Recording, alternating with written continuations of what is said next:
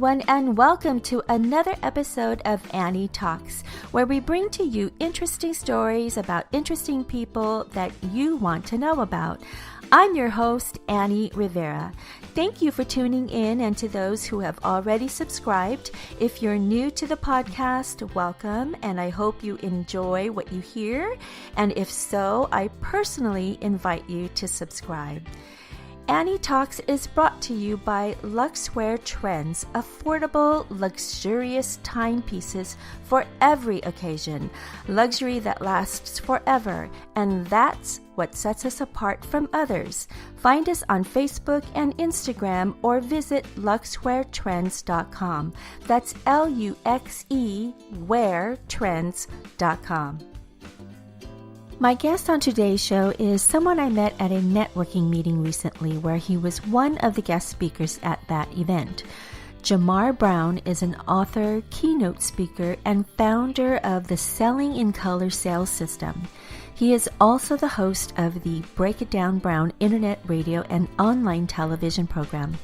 He has an award-winning track record in corporate America, achieving such honorable awards such as Salesperson of the Year, Sales Manager of the Year, and being a Vice President of Sales for a billion-dollar medical device company by the age of 30. He also successfully led the marketing efforts for a $200 million pharmaceutical brand.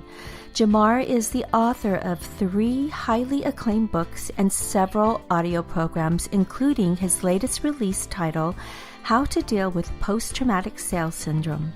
His passion is to help business professionals uncover, unlock, and unleash their true potential. His combination of proven results and an ability to connect with audiences on a personal and inspiring level makes him a speaker that truly transforms the mindsets of his audience. Here now is my conversation with Jamarr Brown. Today, I have the privilege of speaking with Jamarr Brown, who is the keynote speaker. He's an author and the founder of Selling in Color sales system. Jamarr, thank you so much for being here. Annie, thank you so much. It's my absolute pleasure to be on your show today. Can I just tell you how much carte blanche he has? Because he comes here and he says, put up the easy up. He asked for an umbrella originally, and they came up with an easy up. Honestly, this is clout. Well, the thing about it is, I spent so much money in this restaurant that putting up an easy up was a small price to pay for my many years of money I spent here. But it's a beautiful restaurant where, I don't know if we can say the name of it. Okay, great. We're at Citrus Grill in Corona, California, a beautiful restaurant, and one of the places that I come here a lot with my friends and family and hang out, have a good time. So I'm very comfortable here, and it's a beautiful backdrop. So it's a great setting for us today.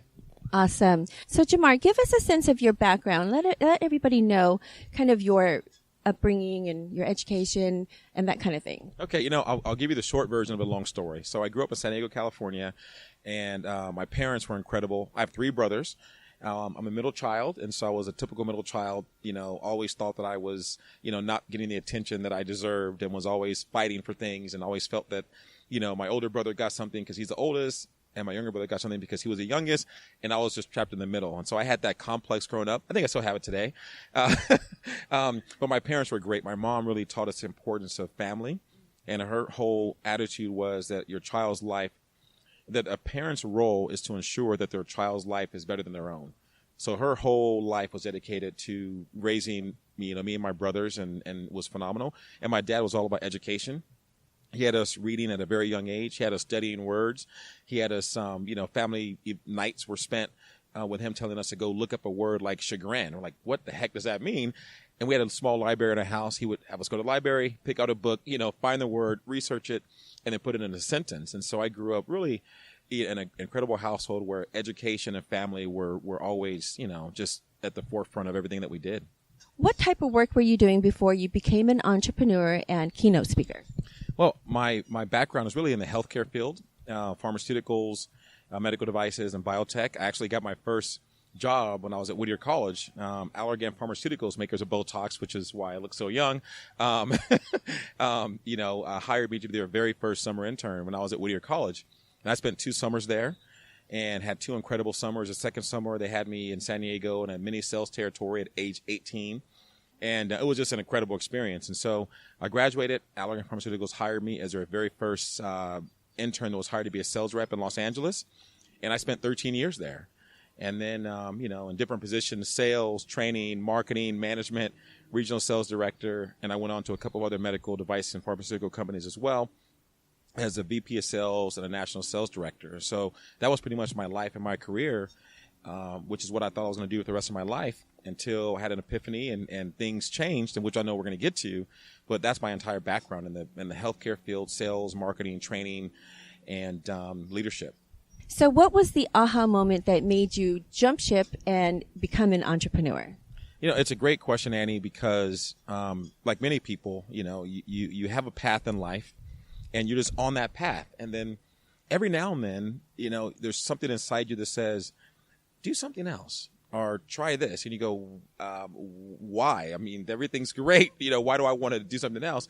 But that voice builds inside of us and you can't deny it. And you try to push it down because of fear and all those things, but it just gets louder and louder and it becomes more and more painful to not address. And so what happened for me is I was fortunate enough to win Salesperson of the Year at Allergan Pharmaceuticals after, spending 2 years at the bottom, almost getting fired. And so I had the idea of writing a book about that story. But it took me 7 years to write that book. And the reason why is because for the first 6 years, I was worried and scared and afraid of what people might think if I wrote a book. Would they like it? Would people buy it? Am I worthy to write a book? And all these things that entrepreneurs go through when you think about doing something that's different from what the typical path is for most people. And the long story short, in terms of the aha moment was, I remember my daughter was 5 years old. It was Halloween night several years ago. And she knocked on my office, and I was in my office working on this book. I had only had like maybe 20 pages written after 6 years, so it was nothing. And I looked at her, and she was in her Superwoman costume, and I just thought to myself, I've been thinking about this book since before she was born, and here I am still thinking about it. And in that instant, the aha moment was, stop worrying about how you're going to do it and focus on why you're doing it. And my purpose was to leave a legacy for her, to show other professionals that no matter what your background is, you can always have success no matter where you start, because that was my story. And so a year later, I had written the book. I did an audio program on the book. I was being hired to go and speak at companies and at events about the book. And that was the start of my entrepreneurial transition. Was it scary? I mean, you kind of just left a secure position and then just kind of going all feet in. Yes. Was it scary? It was so scary at times. It was debilitating. And everybody goes through that, and I'm not a trust fund baby. My parents didn't have a ton of money. I was the first, of the four boys in my family to go to college. I was on this career path and I was making great money and had a family and everything. And so people thought I was kind of nuts when I started to even talk about doing something different. But the why just got bigger and bigger, and I couldn't stop thinking about it. And I thought to myself, if I want to tell my child that you can, be anything you want to be, or at least try it, then I need to do that myself. Lead by example. Absolutely. And that was a turning point for me. And so as scary as it was, it got to the point where it was more scary to have regret of not doing it than it was scary to do it and have it fail. Now, let me tell you, some things didn't work. A lot of things didn't work. Some things I had no clue, what I was doing. And I had a lot of struggles and quote unquote failures, but I kept learning. I kept growing, and it just got better and better. But it was extremely scary. And so the one thing I would tell everyone is, two things real quick. Number one is have a why. When you have a purpose behind what you're doing, you could battle through a lot of things. If you're not clear on your purpose, and not just money and title and fame, but your family member, a son, a daughter, a legacy for someone you're trying to help, that's purpose. And the second thing is to fear regret. On my tombstone, hopefully not for another 50 years, but I wanted to read, Jamarr lived his life with no regrets. And to me, it's just such a great way to live life. That doesn't mean that everything's going to work out, but it does mean that sometimes you try something and you think one thing, but something opens up. You go, this is 10 times better than what I thought. And that has pretty much happened every time I've tried something. It never looked the way that I thought it was going to look. It was always in some way, shape, or form better because of the outcome or because of what I learned. And so fear regret more than failure is what I would tell entrepreneurs out there. Was there any specific person that maybe inspired you? Did you have somebody that mentored you? Who did you look up to, and who helped you along your path?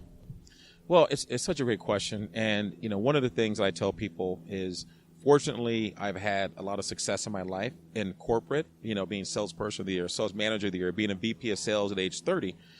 And then personally, I've written 3 books, several audio programs, had a TV show, a radio show, and all those things. What I tell people had nothing to do with me. I'm not this highly intelligent, brilliant person. I am not. What I will say, what I do take credit for, is that I listened to people that were willing to teach me things, and I was smart enough at times to apply what they told me, to do what they told me to do. So every single step of the way, there were some mentors that came into my life that said, Jamarr, when you write a book, this is what you want to do. Like, for example, one of my mentors said, because I wanted to, write a book. Honestly, this was my goal. Have it sell a couple million copies and retire, and just write more books. And so that was, and it came out on the market. It sold, maybe a few thousand, but I didn't get rich, and I was disappointed. I was upset. And he said, no, your book is your business card. Think of the doors it can open if you position it the right way. And so I started using it in that way, and I got job opportunities based on the book that, were very lucrative. But I would have never thought about that if that mentor didn't open up my eyes and if I didn't listen. And so what I would tell people is, there's people in your life, it could be right now in this moment, people that you meet, randomly, that tell you things, and just listen to people. Open up your heart, open up your mind. Don't have a preconceived thought, notion, or idea about how things are going to be. Have a blank sheet of paper and then listen and apply what people tell you. So the mentors in my life, every step of the way, have told me things. I've applied it, and that's the only reason why I could be here today saying that, I've done all these things, because of that listen and apply mentality. I remember being in the corporate environment as well, and we had educational programs and learning modules that we had to go through. And I remember a colleague once telling me that she took out her little notepad and she was writing notes, and I thought to myself, what are you writing, or what are you doing? And she said, oh, for every speaker that I hear, I always garner something, and I always have to write notes. Yes. Well, I brought some props here, and one prop is my phone. And what I do is, like when we met, recently, when I spoke at an event, you were there, and so graciously came up to me and said you'd like to talk to me, and I really appreciate that. I'm humbled by that. But I wrote about that moment of my life and my phone, and so I keep a log of just little thoughts and ideas.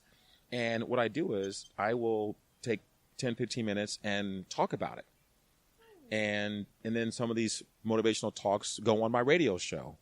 I've turned those talks into a book called Break It Down Brown, in which I take these 15-minute motivational talks, have them transcribed, and those become chapters in a book, because I'm constantly learning, constantly growing. My most prized possession, writing-wise, I don't know how well people can see this, is this thing right here. This is a journal that I keep for my daughter. And I've been keeping a journal for her since we found out that my wife was pregnant. And it contains the history of my life. It contains my thoughts, my ideas, what I'm thinking about her. And so, to your coworker's point, I'm constantly writing things down, constantly learning. And I encourage people to do that, because everybody's life is so important. So the concept of journaling, the concept of taking notes, that kind of thing, can lead to aha moments and other inspirational events. Absolutely. And there's so many nuggets that I've been told that I am honored to share with your audience. One of those nuggets is from one of my mentors, who always tells me, you haven't thought of your greatest idea yet. And every single time I have an idea that I think is brilliant, he says, Jamarr, you haven't thought of your greatest idea yet. For example, I had an idea. I was a keynote speaker and motivational speaker, and I had this idea. I'm like, you know what? There's 2 things that we all need as speakers that unfortunately we don't get oftentimes: celebrity and an audience, right? And so I created the Break It Down Brown show, TV show, so I could bring on people like yourself, entrepreneurs, celebrities, and authors whose voice needs to be heard, and I could be that quote-unquote celebrity, and I can give them the audience. So I went to my mentor. I said, I have this great idea for this, show. He said, Jamarr, you haven't thought of your greatest idea yet. And so through that concept, I was able to take the show and put it on the radio, through a radio station. He said, Jamarr, you haven't thought of your greatest idea yet. Then I had the idea of taking the Break It Down Brown concept and turning that into a book using these audios that I was doing. And he said, Jamarr, you haven't thought of your greatest idea yet. And so my point is, more and more products and ideas came from that concept because of the journaling, because of talking to people, and because of just letting your mind open up to there's always possibilities for things to evolve and to change, and just accept that.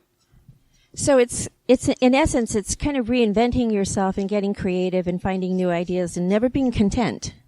It's never being content. It's a great question.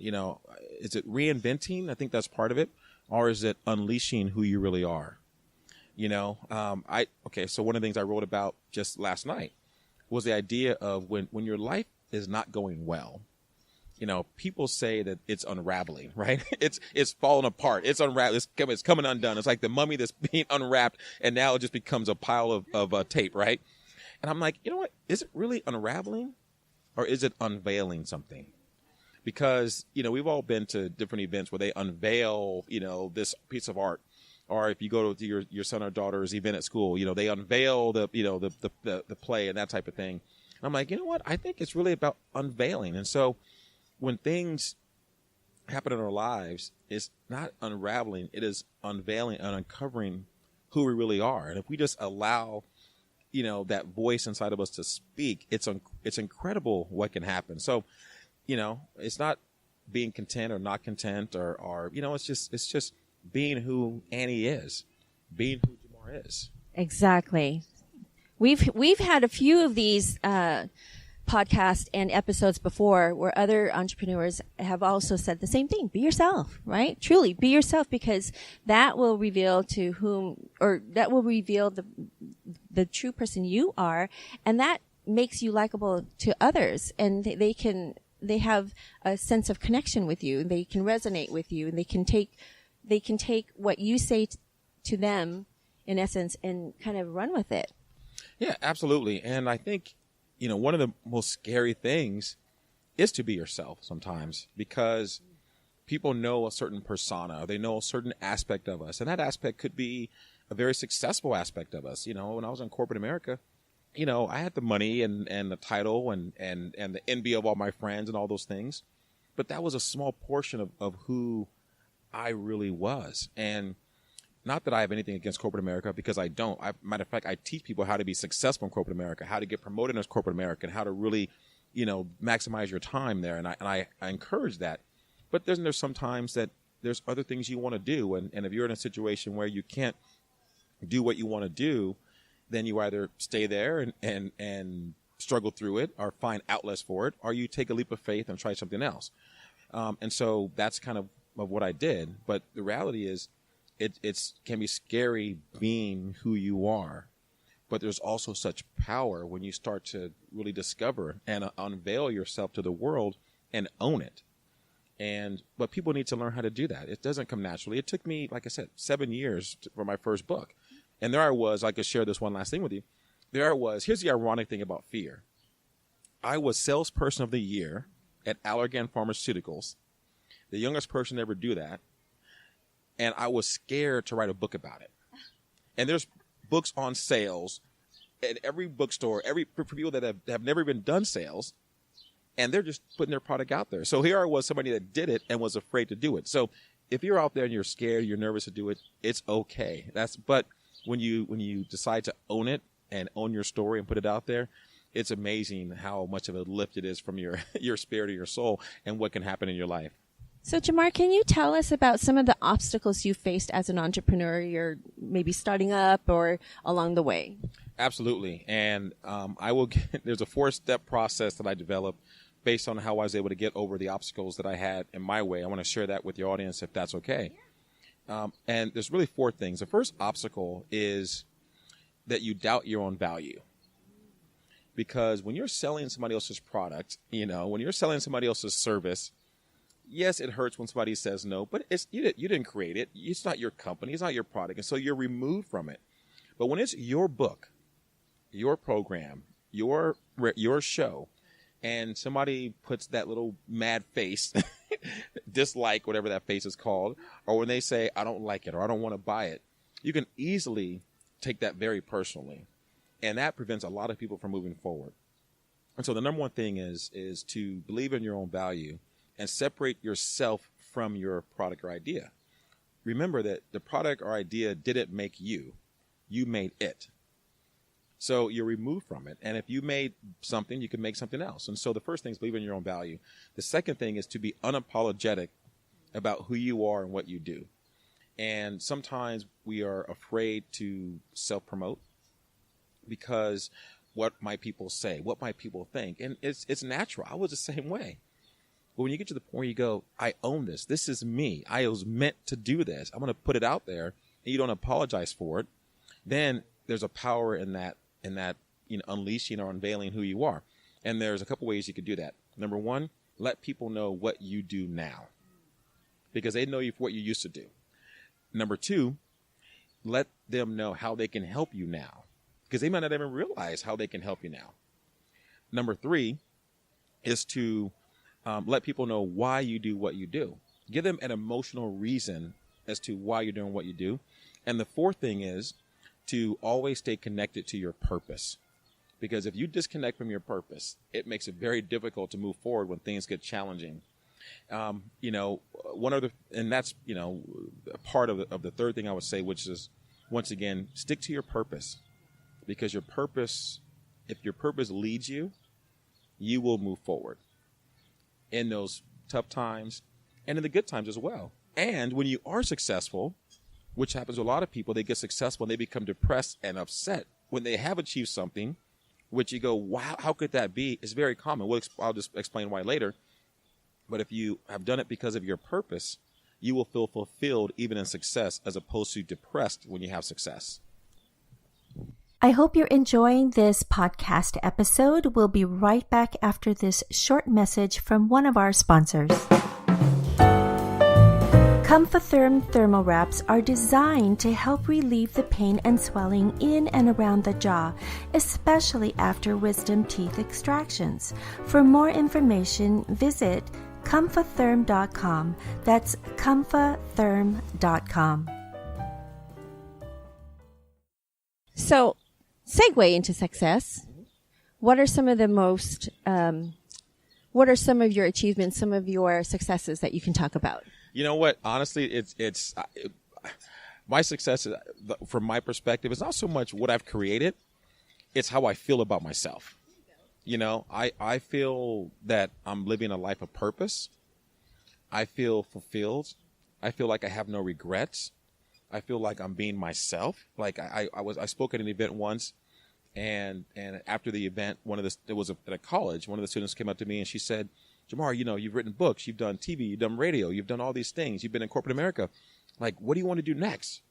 And I looked at her and I said, there is no next for me. This is what I want to do. Helping students like yourself unveil and uncover their potential and unleash their potential is what I want to do. And I realized that my definition of purpose, which I hadn't thought about before, was when you are yourself 24 hours a day. When you wake up, you say what you want to say, you do what you want to do, you speak how you want to speak, and you treat people how you truly want to treat people. And there's no false airs. There's no, it's just you are who you are. That's not to say that you're going to be a filthy rich person. That's not to say that you make all the money in the world. It's not a matter of that. Yeah, I've made money and I've lost money too. That's irrelevant to how I feel about myself, because at the end of the day, I can look back and say, I lived the life I wanted to live. So that's my biggest success. We can get into the products and things like that, but it's how I feel, to me, is my success.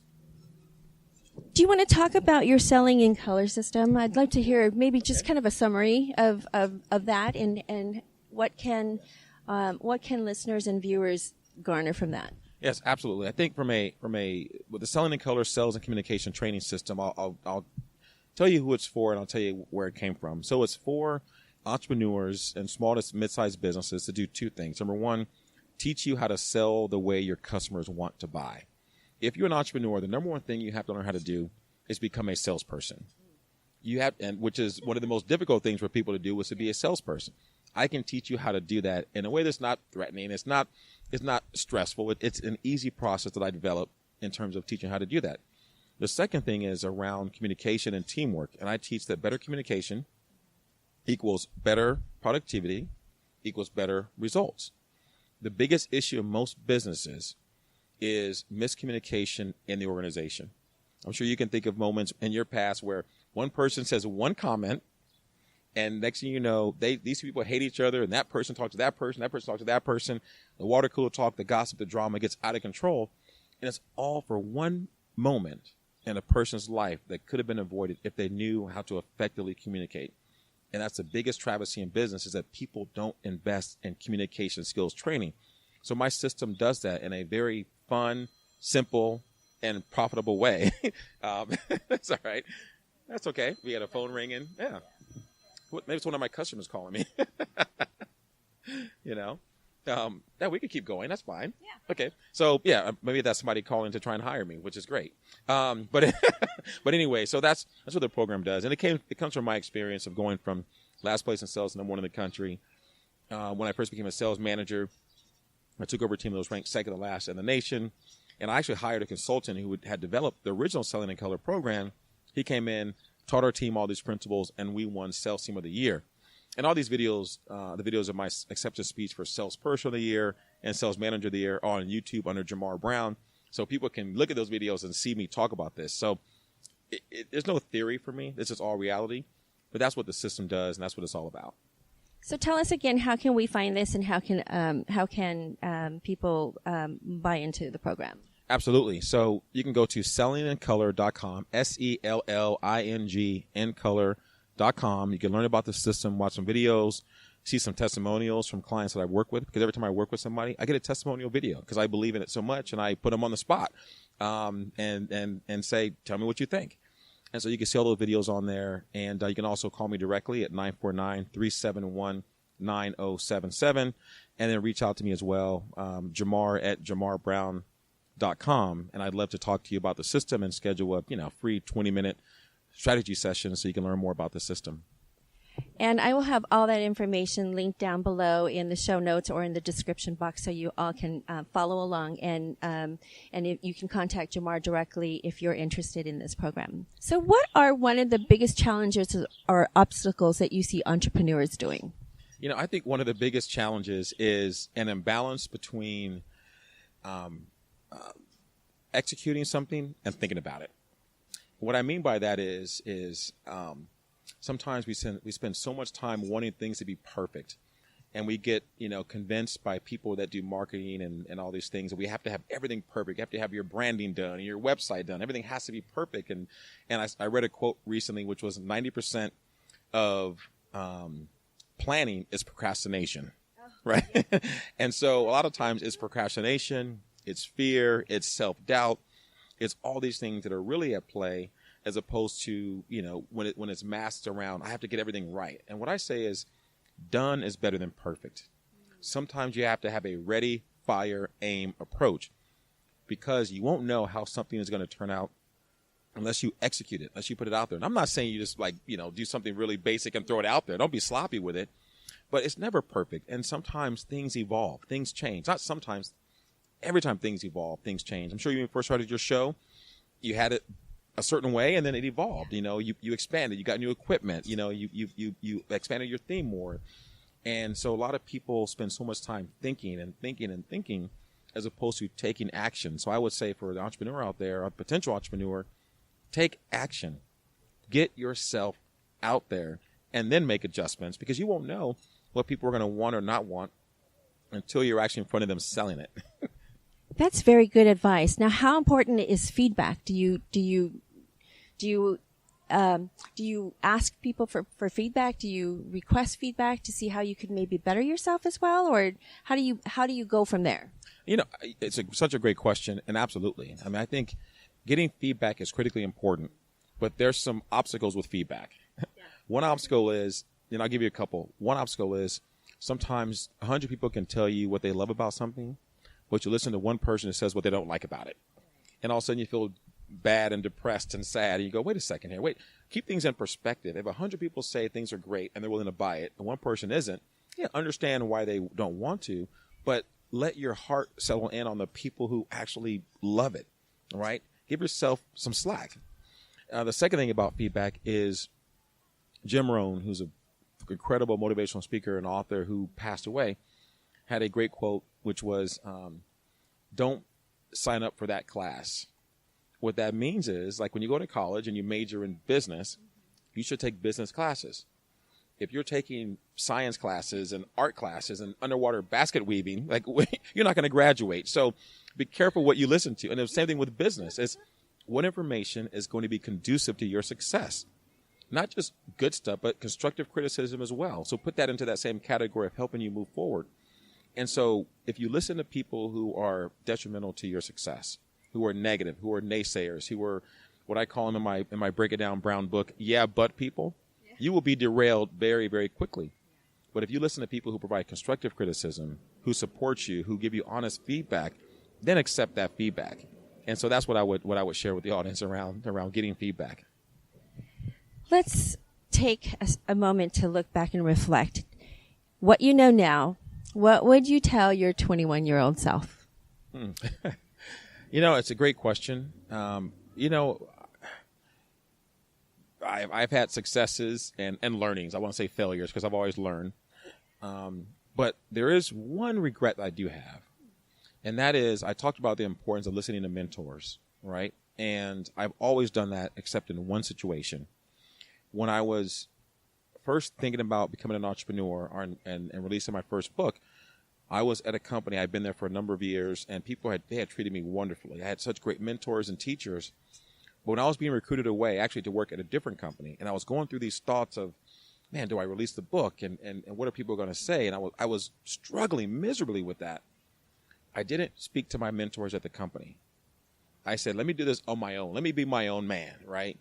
Even though what had got me to that point of success at that time was the people who supported me and mentored me. And so I walked away without having a conversation with them. Would it have changed my decision? Maybe, maybe not. That's not the important thing. The important thing is stay connected to people who support you.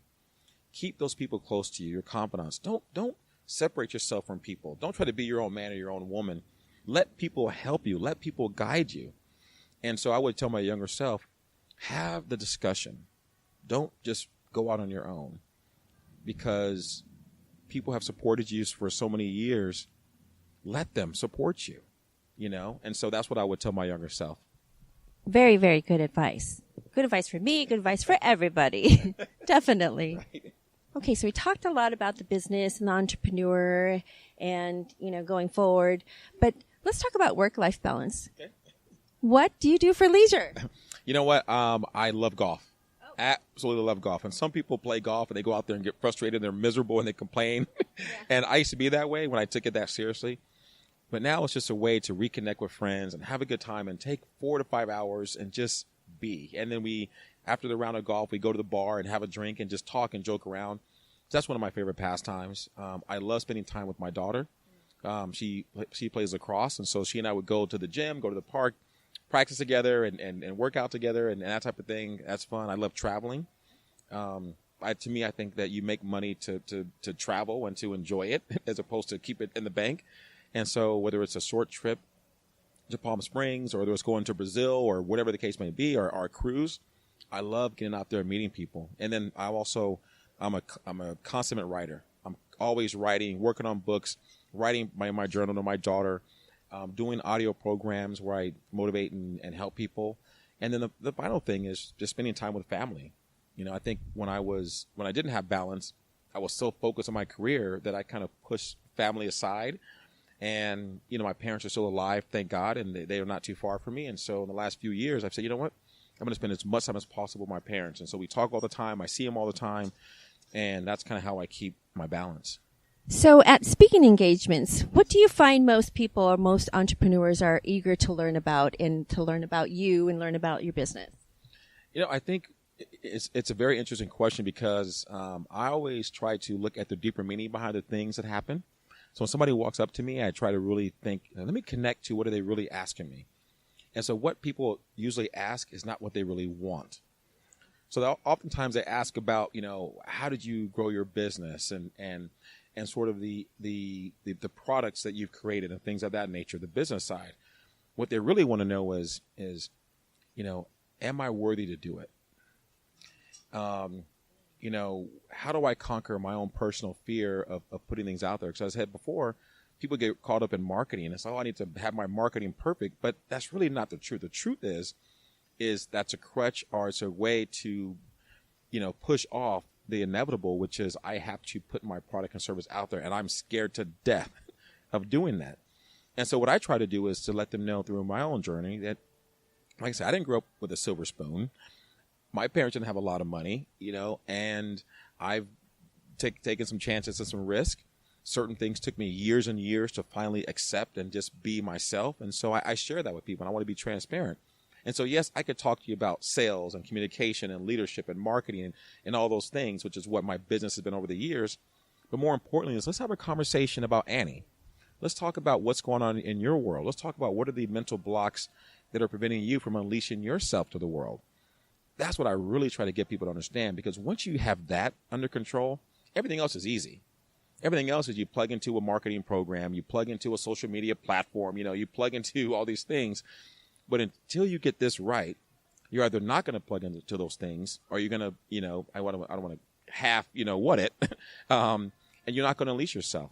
So a lot of it is helping people uncover what is the emotional mental block that is preventing them from unveiling themselves to the world. Then we talk about the business stuff. Wow. I never even thought about that, actually. So that's very good. So now I know a better way to maybe approach you or to other keynote speakers and really find out something more deeper about myself. Yeah, yes. I can't speak for other keynote speakers because not everybody is willing to be that vulnerable. Not everybody is willing to really share what in their own personal life prevented them from moving forward. You see these, ads on Facebook all the time, and whether somebody's teaching you how to be a speaker or a coach, and everybody's made millions. I'm like, okay, have all these people really made all these millions? Maybe they have, maybe they haven't. I'm not a hater, so I'm not judging them, but I'm just saying, but before you can even be able to make all these millions, I would imagine you have to work on yourself. Like how do you even, take all this information that they're sharing with you? Let's say you do spend that $900 for a program. That doesn't mean you're going to use it, because you may be scared to death of it. You may be afraid. You may be fearful. You may have these hesitations. You may have this feeling of unworthiness. So I start there with people, because that's what my life has been. And I'm vulnerable enough to say, you know what? I think there's strength in vulnerability and letting people know I'm not perfect. I didn't just wake up with all this stuff. And so I don't know what other speakers say and think and coach, but for me, I connect with people that way. Then once you have that under control, then we talk about your business. For parting words, what can you tell entrepreneurs, startups, people that want to take the leap? What would you tell them? I would say to go back to your childhood and remember the kid that had the mind that was wide open, that was free, that would just believe anything's possible, And one of the games that, we used to play as a kid, and it's such a beautiful day. I don't see any clouds in the sky, but as a child, when there were clouds in the sky, we would just lay on our backs and look up. And our game was, how many shapes could we create from the clouds? I don't know if you ever played that game as a kid. And it was amazing because you realize that your mind has this immense power to create and to think and to own and control everything. And as we get older, we put that aside. We get more set in our ways. We stop learning. We stop growing. We stop looking at the clouds. We start looking down at the dirt and saying, one day I'm going to be down in that dirt, as opposed to thinking how great things could be. And so I would say, go back to your childhood and remember that child. And then fast forward to the 11th hour of your life when, things are kind of said and done. And I would say, and think back and tell yourself, what would I want to tell my younger self? What would I want to say in that moment? And live that way today. Live your legacy now. Don't wait. Not just live your legacy, but love your legacy. It's not a matter of how much money you make or title or power, but it's whatever you're being called to do. Find an outlet for it. Find a way to do it. Don't have any regrets. And so be the child and the person at the 11th hour right now. Let that converge and be that person in the moment. All very nice, wonderful nuggets. Everybody go check out Jamarr Brown's social media, and have all the links for you down below in the show notes and in the description box. Jamarr, thank you so much for being here. Annie, it's my pleasure. You do a phenomenal job. I love all your shows. I love what you're doing. And you're just an absolute pleasure to be around. So thank you so much. I appreciate it. Thank you. Well, that's it, everyone. I hope you enjoyed this episode of Annie Talks and learning from Jamarr Brown on how to uncover, unleash, and unlock your true potential.